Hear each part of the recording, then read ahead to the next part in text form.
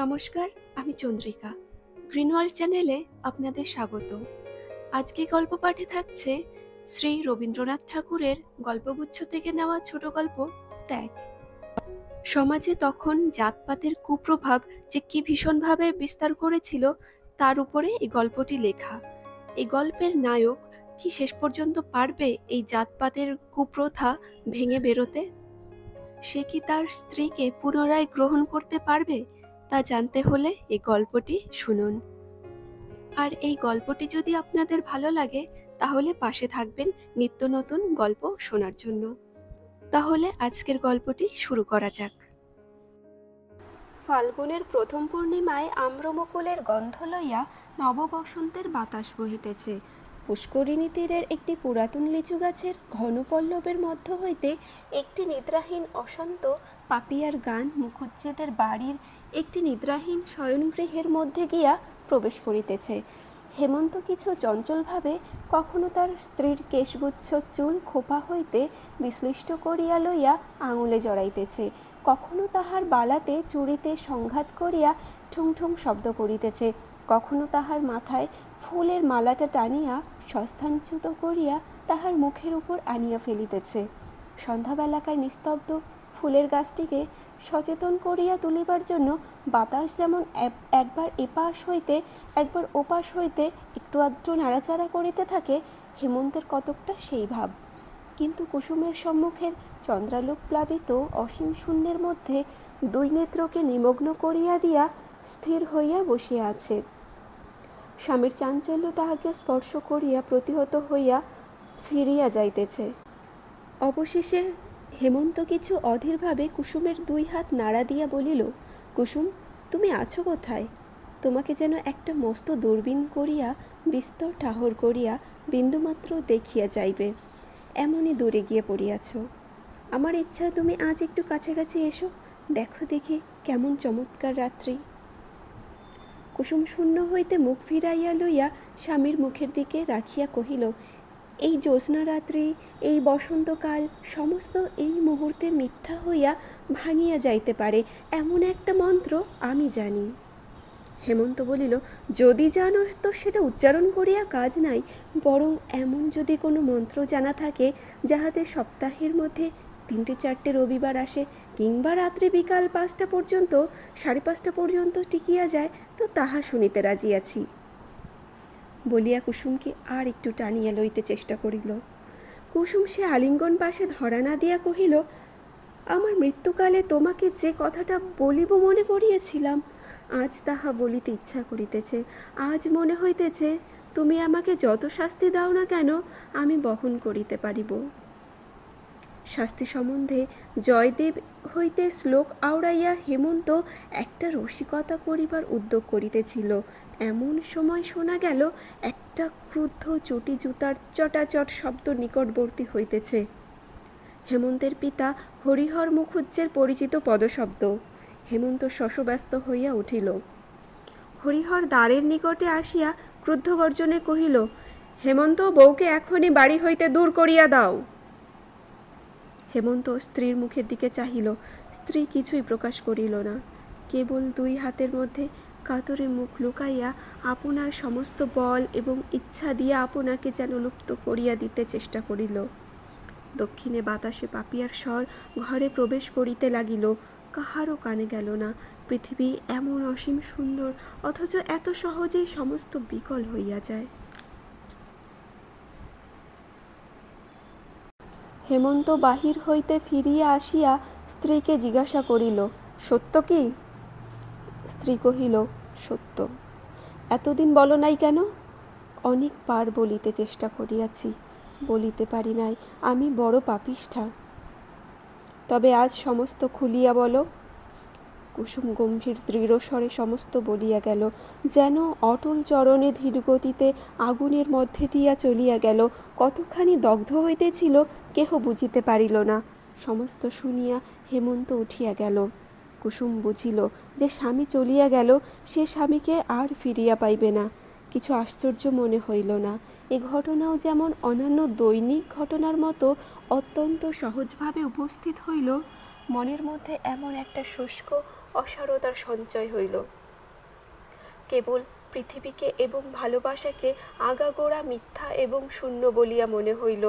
এমনকি হেমন্তের সমস্ত অতীত ভালোবাসার কথা স্মরণ করিয়া অত্যন্ত নিরস কঠিন নিরানন্দ হাসি একটা খরধার নিষ্ঠুর ছুরির মতো তাহার মনের এক ধার হইতে আর এক ধার পর্যন্ত একটি দাগ রাখিয়া গেল।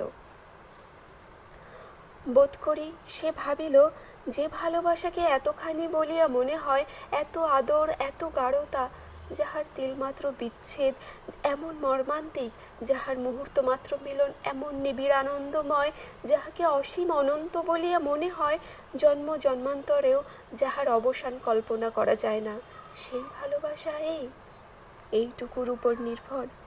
সমাজ যেমনই একটু আঘাত করিল, অমনি অসীম ভালোবাসা চূর্ণ হইয়া এক মুষ্টি ধুলি হইয়া গেল। হেমন্ত কম্পিত স্বরে এই কিছু পূর্বে কানের কাছে বলিতেছিল, চমৎকার মশারি কাঁপাইয়া যাইতেছে এবং জ্যোৎস্নার সুখশ্রান্ত সুপ্ত সুন্দরীর মতো বাতায়নবর্তী পালঙ্কের এক প্রান্তে নীল হইয়া পড়িয়া আছে। সমস্তই মিথ্যা। ভালোবাসা আমার অপেক্ষাও মিথ্যাবাদিনী, মিথ্যাচারিণী। পরদিন প্রভাতেই অনিদ্রা শুষ্ক হেমন্ত পাগলের মতো হইয়া প্যারীশঙ্কর ঘোষালের বাড়িতে গিয়া উপস্থিত হইল। প্যারীশঙ্কর জিজ্ঞাসা করিল, কে হে বাপু, কি খবর? হেমন্ত মস্ত একটা আগুন যেন দাউ দাউ করিয়া জ্বলিতে জ্বলিতে কাঁপিতে কাঁপিতে বলিল, তুমি আমাদের জাতি নষ্ট করিয়াছ, সর্বনাশ করিয়াছ, তোমাকে ইহার শাস্তি ভোগ করিতেই হইবে। বলিতে বলিতে তাহার কণ্ঠ রুদ্ধ হইয়া আসিল। প্যারীশঙ্কর ঈষৎ হাসিয়া কহিল, আর তোমরা আমার জাতি রক্ষা করিয়াছ, আমার সমাজ রক্ষা করিয়াছ, আমার পিঠে হাত বুলাইয়া দিয়াছ। আমার প্রতি তোমাদের বড় যত্ন, বড় ভালোবাসা। হেমন্তের ইচ্ছা হইল সেই মুহূর্তেই প্যারীশঙ্করকে ব্রহ্মতেজে ভস্ম করিয়া দিতে, কিন্তু সেই তেজে সে নিজেই জ্বলিতে লাগিল। প্যারীশঙ্কর দিব্য সুস্থ নিরাময় ভাবে বসিয়া রহিল।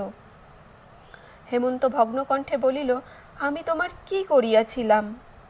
প্যারীশঙ্কর কহিল, আমি জিজ্ঞাসা করি, আমার একটি মাত্র কন্যা ছাড়া আর সন্তান নাই। আমার সেই কন্যা তোমার বাপের কাছে কি অপরাধ করিয়াছিল? তুমি যখন ছোট ছিলে, তুমি হয়তো জানো না ঘটনাটা, তবে মন দিয়ে শোনো। ব্যস্ত হইও না বাপু, ইহার মধ্যে অনেক কৌতুক আছে।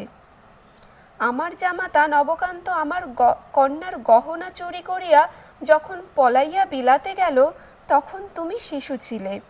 তাহার পর 5 বৎসর বাদে সে যখন ব্যারিস্টার হইয়া দেশে ফিরিয়া আসিল, তখন পাড়ায় যে একটা গোলমাল বাঁধিল, তোমার বোধ করি কিছু কিছু মনে থাকিতে পারে, কিংবা তুমি না জানিতেও পারো। তুমি তখন কলকাতার স্কুলে পড়িতে। তোমার বাপ গ্রামের দলপতি হইয়া বলিলেন, মেয়েকে যদি স্বামী গৃহে পাঠানো অভিপ্রায় থাকে, তবে সে মেয়েকে আর ঘরে লইতে পারিবে না। আমি তাহাকে হাতে পায়ে ধরিয়া বলিলাম, দাদা, এ যাত্রা তুমি আমাকে রক্ষা করো, আমি ছেলেটিকে গোবর খাওয়াইয়া প্রায়শ্চিত্ত করাইতেছি, তোমরা তাহাকে যাতে তুলিয়া লও। তোমার বাপ কিছুতেই রাজি হইলেন না। আমিও আমার একমাত্র মেয়েকে ত্যাগ করিতে পারিলাম না। জাত ছাড়িয়া দেশ ছাড়িয়া কলিকাতায় আসিয়া ঘর করিলাম। এখানে আসিয়াও আপদ মিটিল না। আমার ভ্রাতুষ্পুত্রের যখন বিবাহের সমস্ত আয়োজন করিয়াছি, তোমার বাপ কন্যাকর্তাদের উত্তেজিত করিয়া সে বিবাহ ভাঙিয়া দিলেন। আমি প্রতিজ্ঞা করিলাম, যদি ইহার প্রতিশোধ না লই, তবে আমি ব্রাহ্মণের ছেলে নই। এইবার কতকটা বুঝিতে পারিয়াছ, কিন্তু আর একটু সবুর করো। সমস্ত ঘটনাটি শুনিলে খুশি হইবে, ইহার মধ্যে একটু রস আছে। তুমি যখন কলেজে পড়িতে, তোমার বাসার পাশেই বিপ্রদাস চাটুর্যের বাড়ি ছিল। বেচারা এখন মারা গিয়াছে। চাটুর্য মহাশয়ের বাড়িতে কুসুম নামে একটি শৈশব বিধবা অনাথা কায়স্থ কন্যা আশ্রিতভাবে থাকিত। মেয়েটি বড় সুন্দরী। বুড়ো ব্রাহ্মণ কলেজের ছেলেদের দৃষ্টিপথ হইতে তাহাকে সংবরণ করিয়া রাখিবার জন্য কিছু দুশ্চিন্তাগ্রস্ত হইয়া পড়িয়াছিল, কিন্তু বুড়ো মানুষটিকে ফাঁকি দেওয়া একটি মেয়ের পক্ষে কিছুই শক্ত নহে। মেয়েটি প্রায়ই কাপড় শুকাইতে দিতে ছাতে উঠিত, এবং তোমারও বোধ করি ছাতে না উঠিলে পড়া মুখস্থ হইত না। পরস্পরের ছাদ হইতে তোমাদের কোনরূপ কথাবার্তা হইত কিনা সে তোমরাই জানো, কিন্তু মেয়েটির ভাবগতিক দেখিয়া বুড়ার মনেও সন্দেহ হইল। কারণ কাজকর্মে তাহার ক্রমিক ভুল হইতে দেখা গেল এবং তপস্বিনী গৌরীর মতো সে দিন দিন আহার নিদ্রা ত্যাগ করিতে লাগিল। একদিন সন্ধ্যাবেলায় সে বুড়োর সম্মুখেই অকারণে অশ্রু সংবরণ করিতে পারিত না। অবশেষে বুড়া আবিষ্কার করিল ছাতে তোমাদের মধ্যে সময়ে অসময়ে নীরব দেখা সাক্ষাৎ চলিয়া থাকে, এমনকি কালে যে কামাই করিয়াও মধ্যাহ্নে চিলের ঘরে ছায়ায় ছাতের কোণে তুমি বই হাতে করিয়া বসিয়া থাকো। নির্জন অধ্যয়নে সহসা তোমার এত উৎসাহ জন্মিয়াছিল। বিপ্রদাস যখন আমার কাছে পরামর্শ জানিতে আসিল, আমি কহিলাম, খুড়ো, তুমি তো অনেক দিন হইতে কাশী যাইবার মানস করিয়াছ, মেয়েটিকে আমার কাছে রাখিয়া তীর্থবাস করিতে যাও, আমি তাহার ভার লইতেছি। বিপ্রদাস তীর্থে গেল। আমি মেয়েটিকে শ্রীপতি চাটুর্যের বাসায় রাখিয়া তাহাকেই মেয়ের বাপ বলিয়া চালাইলাম। তাহার পর যাহা হইল তোমার জানা আছে। তোমার কাছে আগাগোড়া সব কথা খোলসা করিয়া বলিয়া বড় আনন্দ লাভ করিলাম। এ যেন একটি গল্পের মতো। ইচ্ছা আছে সমস্ত লিখে একটা বই করিয়া ছাপাইব। আমার লেখা আসে না। আমার ভাইপোটা শুনিতেছি একটু আধটু লেখে, তাহাকে দিয়া লেখাইবার মানুষ আছে, কিন্তু তোমাকে তাহাতে মিলিয়া লিখিলে সবচেয়ে ভালো হয়, কারণ গল্পের উপসংহারটি আমার ভালো করিয়া জানা নাই। হেমন্ত প্যারীশঙ্করের এই শেষ কথাগুলিতে বড় একটা কান্না দিয়া কহিল, কুসুম এই বিবাহে কোনো আপত্তি করে নাই? প্যারীশঙ্কর কহিল, আপত্তি ছিল কিনা বোঝা ভারী শক্ত। জানো তো বাপু, মেয়ে মানুষের মন যখন না বলে তখন হাঁ বুঝিতে হয়। প্রথমে তো দিনগতক নূতন বাড়িতে আসিয়া তোমাকে না দেখিতে পাইয়া কেমন পাগলের মতো হইয়া গেল। তুমিও দেখিলাম কোথা হইতে সন্ধান পাইয়াছ। প্রায় বই হাতে করিয়া কলেজে যাত্রা করিয়া তোমার পথ ভুল হইত এবং শ্রীপতির বাসার সম্মুখে আসিয়া কি যেন খুঁজিয়া বেড়াইতে। ঠিক যে প্রেসিডেন্সি কলেজে রাস্তা খুঁজিতে তাহা বোধ হইত না, কারণ ভদ্রলোকের বাড়ির জানালার ভিতর দিয়া কেবল পতঙ্গ এবং উন্মাদ যুবকদের হৃদয়ের পথ ছিল মাত্র। দেখিয়া শুনিয়া আমার বড় দুঃখ হইল। দেখিলাম তোমার পড়ার বড়ই ব্যাঘাত হইতেছে এবং মেয়েটির অবস্থাও সংকটাপন্ন। একদিন কুসুমকে ডাকিয়া লইয়া কহিলাম, বাছা, আমি বুড়া মানুষ, আমার কাছে লজ্জা করিবার আবশ্যক নাই। তুমি যাহাকে মনে মনে প্রার্থনা করো আমি জানি। ছেলেটিও মাটি হইবার জো হইয়াছে। আমার ইচ্ছা তোমাদের মিলন হয়। শুনিবা মাত্র কুসুম একেবারে বুক ফাটিয়া কাঁদিয়া উঠিয়া ছুটিয়া পালাইল। এমনি করিয়া প্রায় মাঝে মাঝে সন্ধ্যাবেলায় শ্রীপতির বাড়ি গিয়া কুসুমকে ডাকিয়া তোমার কথা পাড়িয়া ক্রমে তাহার লজ্জা ভাঙিলাম। অবশেষে প্রতিদিন ক্রমিক আলোচনা করিয়া তাহাকে বুঝাইলাম যে বিবাহ ব্যতীত পথ দেখি না, তাছাড়া মিলনের আর কোনো উপায় নাই। কুসুম কহিল, কেমন করিয়া হইবে? আমি কহিলাম, তোমাকে কুলীনের মেয়ে বলিয়া চালাইয়া দিব। অনেক তর্কের পর সে এ বিষয়ে তোমার মতো জানিতে কহিল। আমি কহিলাম, ছেলেটা একে খেপিয়া যাইবার জো হইয়াছে, তাহাকে আবার এ সকল গোলমালের কথা বলিবার আবশ্যক কি? কাজটা বেশ নিরাপত্তে নিশ্চিন্তে নিষ্পন্ন হইয়া গেলে সকল দিকে সুখের হইবে। বিশেষত এই কথা যখন কখনো প্রকাশ হইবার কোনো সম্ভাবনা নাই, তখন বেচারাকে কেন গায়ে পড়িয়া চিরজীবনের মতো অসুখী করা? কুসুম বুঝিল কি বুঝিল না আমি বুঝিতে পারিলাম না। কখনো কাঁদে, কখনো চুপ করিয়া থাকে। অবশেষে আমি যখন বলি তবে কাজ নাই, তখন সে আবার অস্থির হইয়া ওঠে।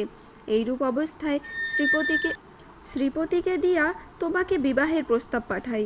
দেখিলাম সম্মতি দিতে তোমার তিলমাত্র বিলম্ব হইল না, তখন বিবাহের সমস্ত ঠিক হইল। বিবাহের অনতিপূর্বে কুসুম এমনই বাকিয়া দাঁড়াইল, তাহাকে আর কিছুতেই বাগাইতে পারি না। সে আমার হাতে পায়ে ধরে বলে, ইহাতে কাজ নাই জ্যাঠামশাই। আমি বলিলাম, কি সর্বনাশ, সমস্ত স্থির হইয়া গেছে, এখন কি বলিয়া ফিরাইব?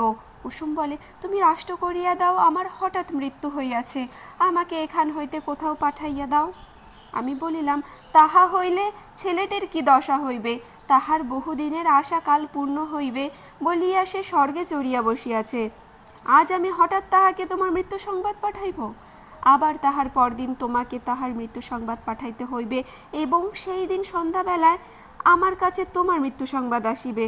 আমি কি এই বুড়া বয়সে স্ত্রী হত্যা ব্রহ্ম হত্যা করিতে বসিয়াছি? তাহার পর শুভ লগ্নে শুভ বিবাহ সম্পন্ন হইল। আমি আমার একটা কর্তব্য দায় হইতে অবহতি পাইয়া বাঁচিলাম। তাহার পর কি হইল তুমি জানো। হেমন্ত কহিল, আমাদের যাহা করিবার তাহা করিলেন, আবার কথাটা প্রকাশ করিলেন কেন? প্যারীশঙ্কর কহিলেন, দেখিলাম তোমার ছোট ভগ্নীর বিবাহের সমস্ত স্থির হইয়া গেছে। তখন মনে মনে ভাবিলাম একটা ব্রাহ্মণের জাত মারিয়াছি, কিন্তু সে কেবল কর্তব্য বোধে। আবার আর একটা ব্রাহ্মণের জাত মারা পড়ে আমার কর্তব্য এটা নিবারণ করা। তাই তাহাদের চিঠি লিখিয়া দিলাম, বলিলাম হেমন্ত যে শূদ্রের কন্যা বিবাহ করিয়াছে তাহার প্রমাণ আছে। হেমন্ত বহু কষ্টে ধৈর্য সংবরণ করিয়া কহিল, এই যে মেয়েটিকে আমি পরিত্যাগ করিব, ইহার দশা কি হইবে? আপনি ইহাকে আশ্রয় দিবেন? প্যারীশঙ্কর কহিলেন, আমার যাহা কাজ আমি তাহা করিয়াছি। এখন পরের পরিত্যক্ত স্ত্রীকে পোষণ করা আমার কর্তব্য নহে। ওরে, হেমন্ত বাবুর জন্য বরফ দিয়া এক গ্লাস ডাবের জল লইয়া আয়, আর পান আনিস। হেমন্ত এই সুশীতল আতিথ্যের জন্য অপেক্ষা না করিয়া চলিয়া গেল। কৃষ্ণপক্ষের পঞ্চমী, অন্ধকার রাত্রি, পাখি ডাকিতেছে না। পুষ্করিণীর ধারে লিচু গাছটি কালো চিত্রপটের উপর গাঢ়তর দাগের মতো লেপিয়া গেছে। কেবল দক্ষিণের বাতাস এই অন্ধকারে অন্ধভাবে ঘুরিয়া ঘুরিয়া বেড়াইতেছে, যেন তাহাকে নিশিতে পাইয়াছে। আর আকাশের তারা নির্বিশেষ সতর্ক নেত্রে প্রাণপণে অন্ধকার ভেদ করিয়া কি একটা রহস্য আবিষ্কার করিতে প্রবৃত্ত আছে। শয়নগৃহে দীপ জ্বালা নাই। হেমন্ত বাতায়নের কাছে খাটের উপর বসিয়া সম্মুখের অন্ধকারের দিকে চাহিয়া আছে। কুসুম ভূমিতলে দুই হাতে তাহার পা জড়াইয়া পায়ের উপর মুখ রাখিয়া পড়িয়া আছে। সময় যেন স্তম্ভিত, সমুদ্রের মতো স্থির হইয়া আছে। যেন অনন্ত নিষেধিনীর উপর অদৃষ্ট চিত্রকর এই একটি চিরস্থায়ী ছবি আঁকিয়া রাখিয়াছে। চারিদিকে প্রলয়, মাঝখানে একটি বিচারক এবং তাহার পায়ের কাছে একটি অপরাধিনী। আবার চটি জুতার শব্দ হইল। হরিহর মুখুজ্জে দ্বারের কাছে আসিয়া বলিলেন, অনেকক্ষণ হইয়া গিয়াছে, আর সময় দিতে পারি না, মেয়েটাকে ঘর হইতে দূর করিয়া দাও। কুসুম এই স্বর শুনিবা মাত্র একবার মুহূর্তের মতো চিরজীবনের স্বাদ মিটাইয়া হেমন্তের দুই পা দিগন্তর আবেগে চাপিয়া ধরিল। চরণ চুম্বন করিয়া পায়ের ধুলা মাথায় লইয়া পা ছাড়িয়া দিল। হেমন্ত উঠিয়া গিয়া পিতাকে বলিল, আমি স্ত্রীকে ত্যাগ করিব না। হরিহর গর্জিয়া উঠিয়া কহিল, জাত খোয়াইবি? হেমন্ত কহিল, আমি জাত মানি না, তবে তুই শুদ্ধ দূর হইয়া যা।